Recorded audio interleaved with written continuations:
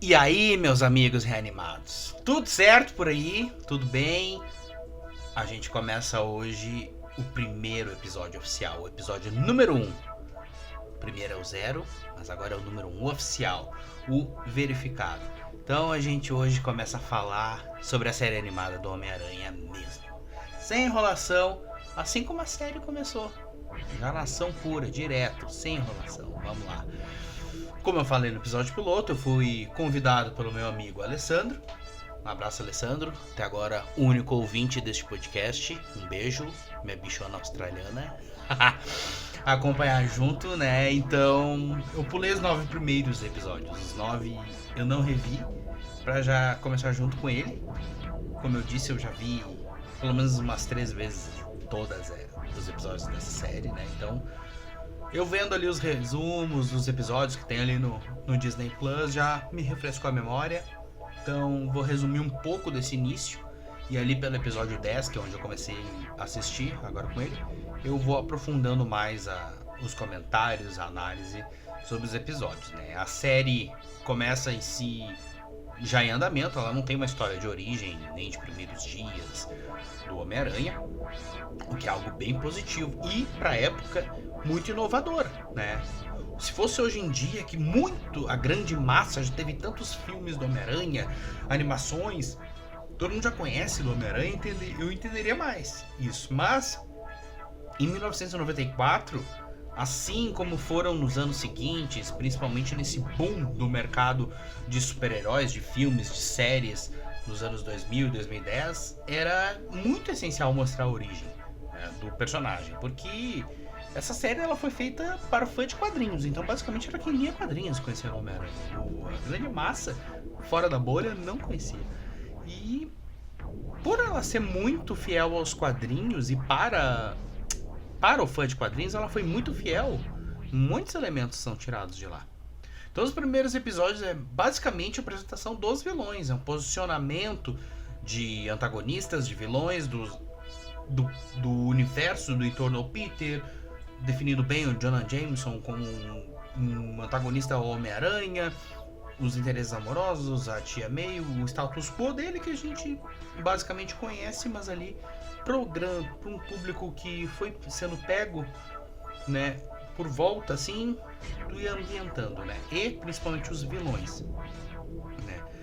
Então ele já te coloca que o Homem-Aranha tem alguns anos, talvez, ali de experiência combatendo crime. O Peter não é estudante no colégio, ele está na faculdade. E ele enfrenta nos primeiros episódios o Lagarto e descobre que é o professor dele, né? E que não é um vilão, ele está apenas buscando a cura para a deficiência ali do braço dele a partir do DNA regenerativo que os répteis têm, né? Basicamente eu nunca, assim, curti muito o Lagarto, né? Muito sem graça, eu acho, assim. Mas aqui na série ele faz, assim, parte desse time de parceiros do Peter, que é algo que a gente vai ver lá no final, na quinta temporada também. A gente teve um mini arco que é bem importante, do Esmaga-Aranha, né? Outro vilãozinho, assim, classe C ali, que não teve muita continuidade nos quadrinhos. Mas o que importa é que é o início do desenvolvimento do Alistair Smart. Agora citando aqui o comentário do Alessandro, né? Ele, nessa primeira temporada, ele parece ser o vilão principal, porque aqui a gente vê ele ir trabalhar no final desse arco com o Rei do Crime, com uma espécie de vingança, né? Uma promessa de vingança, e o Wilson Fisk mentiu que o Homem-Aranha tinha matado o pai dele na Batalha dos Esmaga-Aranhas. Nessa parte também começa a trabalhar a rivalidade do Peter e do Ed Brock. E é interessante ver essa semente sendo plantada e já tendo uma raiva, uma antipatia do Ed Brock pelo Homem-Aranha. Assim como ele tem pelo Peter, ele tem pelo Homem-Aranha, né? Então guarda esse ponto que a gente vai voltar hoje. Mais um ponto a destacar é o interesse amoroso do Peter, que aqui é a Felicia Hard. Olha só, ela já é introduzida aqui no começo. A Mary Jane só vai ser apresentada pro Peter no terceiro ou quarto episódio, né? A Felicia, ela protagoniza um episódio que introduz o Dr. Octopus, um dos maiores vilões do Homem-Aranha, né? Tem um arco nos quadrinhos que eu acho muito legal. Estou olhando pra ele aqui, a box dele do Homem-Aranha Superior. futuramente a gente vai falar de HQ, então eu cito lá. Mas voltando, ele tem um envolvimento com a empresa da família da Felícia, com a mãe dela, né? E que a gente começa a ver o que a gente vai ser desenvolvido mais ali na frente, que é aquelas famílias, tipo no Batman, aquelas famílias de Gotham que dominam, os bilionários que, entre aspas, comandam a cidade pelas sombras, que controlam aquelas cordas invisíveis que regem Nova York, assim como veremos também o Jonah Jameson, o Norman Osborn, que ajudou a construir o Esmaga-Aranha ali, o Wilson Fisk. Temos também ali esqueci o nome do velho que vem aparecer depois ali, mas... Enfim, azar. Esqueci o nome dele. Cabeleira de Prata. Isso, lembrei o nome dele. E o Rei do Crime, né, que eu citei, que é tido como uma lenda urbana dos bandidinhos mais classe baixa, podemos dizer assim. Como eu disse, essa primeira temporada é introdução de vilões. Na sequência vem episódios com mistério, com a origem do Escorpião, que é também financiado pelo Jonah Jameson. É uma criatura dele. O Escorpião é criado para pegar o Homem-Aranha, era um bandidinho ralé, e daí ele fica com raiva do Homem-Aranha, do Jameson, mas todos acabam sendo presos. Aquela clássica história de o Homem-Aranha salva tudo no final do... O heróizinho salva no final do dia, lá, no final feliz. Temos também aqui o Kraven, o caçador, que acaba não sendo bem um vilão, né? E sim, até ele é uma vítima de um soro dado lá pela sua mulher amada, a doutora Crawford, e no final acaba sendo curado. Ele perde a super força que o soro tinha dado pra ele, mas também tinha lhe dado um pouco de insanidade, que ele saía da casinha assim. O Kraven e a doutora Crawford, né, ficam com essa dívida com o Homem-Aranha, porque salva a vida dele. E esse é um ponto importante, chave, lá no final da segunda temporada, na resolução do arco, né. Agora, a gente entra na parte onde eu comecei a assistir, né, que eu acho muito legal. Durante o arco de 3 episódios do Uniforme Alienígena, tá ali, né, o Uniforme Alienígena, parte 1, 2 e 3 que tem, o Uniforme Negro do Homem-Aranha. A origem que ficou muito boa, eu achei muito bem trabalhada aqui. Se nas HQs o Peter ganha o traje durante as Guerras Secretas lá, e depois tem um retcon de que era um traje alienígena, uma criatura simbiótica, aqui a origem ela foi mais trabalhada, mais bem construída, podemos dizer assim, mais crível. Ele vem como uma pedra preciosa, um metal, um elemento descoberto por uns astronautas, e aqui entra um pouquinho de conveniência do roteiro. O astronauta é o filho do J. Jonah Jameson, o Coronel John Jameson, mas tudo se costura, pois o Clarim e o Jameson eles são fundamentais sempre na trama, e desse arco também. Quando a nave estava chegando, há um acidente, né, com o simbionte ali, faz a nave cair no Rio Hudson. O Homem-Aranha salva os astronautas, estavam sendo atacados pela pedra, pela gosma dentro da nave, e ao mesmo tempo tentando ser essa pedra roubada pelo Rhino, a mando do Rei do Crime, né? E aqui que a nossa trama fica boa, porque tem o Ed Brock, lembra dele? Era jornalista, fotógrafo freelance.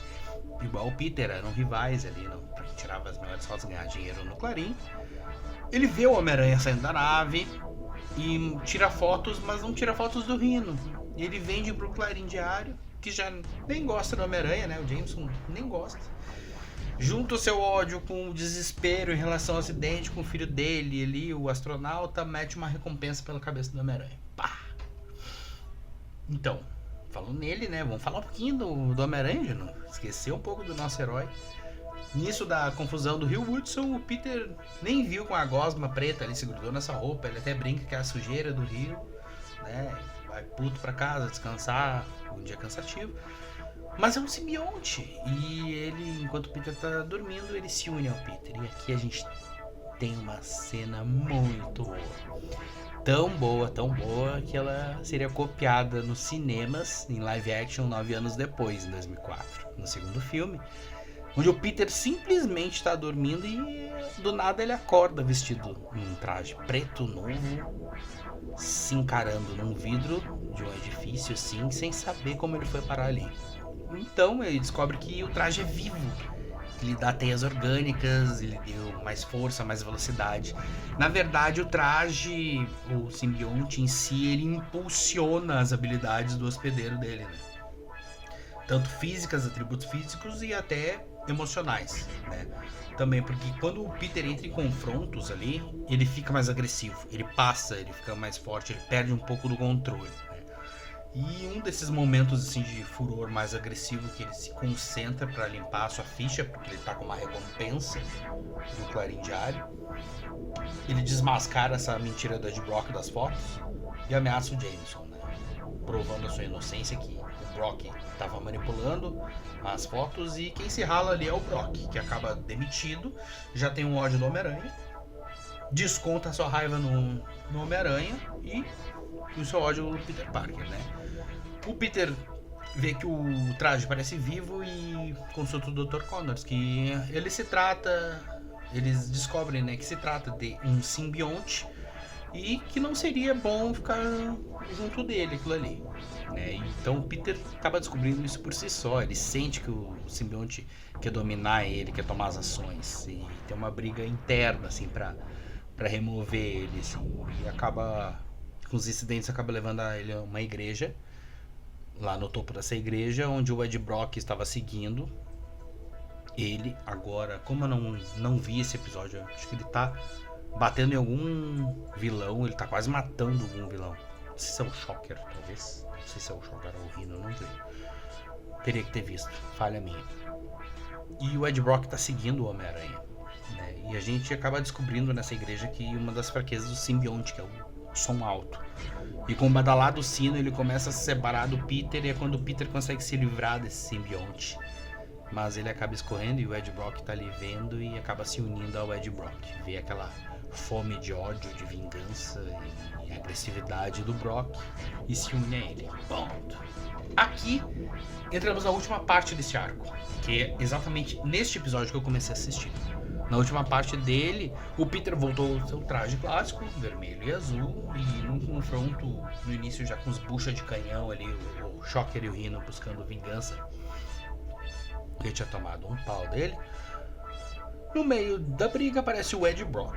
Em cima do prédio, ajuda o Homem-Aranha. Então ele se revela o Venom. O Venom, eles falam como se fosse um veneno para o Homem-Aranha. O nome Venom, como uma introdução, um episódio que é praticamente de terror, suspense. Ele sabe, através do simbionte, a identidade do Peter. Começa a seguir ele na rua, se passar por amigo dele para Mary Jane, se passa com um amigão, um colega pra tia May, aterrorizando, e o Peter chega sempre, quando ele tá junto dessas pessoas, ele torna a vida do Peter um inferno sufocante, seguindo ele pra matar, e a vingança tanto do Peter quanto do Homem-Aranha, ele torna a vida do Peter um inferno, é sufocante. Um episódio muito bem construído, assim, toda o clímax assim vai ficando, vai afunilando, seguindo o Peter para matar ele. Essa perseguição vai indo por Nova York, pelos esgotos, e acaba indo casualmente para na estação espacial, que tá para acontecer um lançamento de um foguete, e eles acabam indo brigando na torre, e com alto barulho do foguete o Peter consegue derrotar o Venom. O simbionte começa a se separar do Brock, o Peter prende ele na nave com a teia, o simbionte, e deixa o Ed Brock sem simbionte e atrás das grades ali, porque invadiu a estação federal e acaba sendo preso. E assim termina esse arco do Venom, que eu acho muito bom. E até então, pra mim, ele é o melhor vilão. Ele é um dos melhores vilões do Homem-Aranha. Não só pelas características que ele tem de ser tipo um anti-Homem-Aranha mesmo, né? Mas toda a construção do Ed Brock, que já vinha sendo feita, a motivação dele, como foi feito. Parece que corrigiram bem a origem das HQs aqui. E é tão bem feito que foi praticamente copiado o roteiro, até a cena de origem do Venom na igreja, lá no filme do Sam Raimi em 2004. Os takes de imagens também são muito parecidos com os da animação, assim. Até a questão do envolvimento do Coronel John Jameson nessa origem do traje negro, né? Como eu comentei, essa primeira temporada ela introduz os vilões que vão voltar nas próximas temporadas, vão ser recorrentes, então para um início de série eu achei muito de bom tamanho. Esses 10 episódios assim não mostra a origem, é algo que vai ser mostrado mais adiante em flashbacks na segunda e começo da terceira temporada ali. Mas ela condensa bem histórias de origem ou introdutórias de vilões em um episódio, às vezes, ou dois, de uma forma assim bem assertiva mesmo.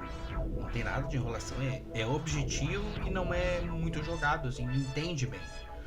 Então, essa primeira temporada ela tem mais 13 episódios, elas são 13, mas eu vou concluir ela no nosso próximo episódio, porque tem muita coisa a falar entre o Duende Macabro e eu já tô me alongando demais aqui, né?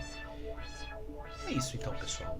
Eu acho que podemos dar uma nota aqui nesses episódios. Posso botar uma nota 7, porque na minha opinião essa série ela começa e ela só vai crescendo, depois ela vai melhorando mais. Então, por enquanto até aqui uma nota 7, a gente vai mantendo essa nota 7. Eu espero que tenham curtido. Eu sou o Vlad. Esse é o podcast Reanimando. E a gente volta já já no próximo episódio aí com mais Homem-Aranha, a série animada. Tchau!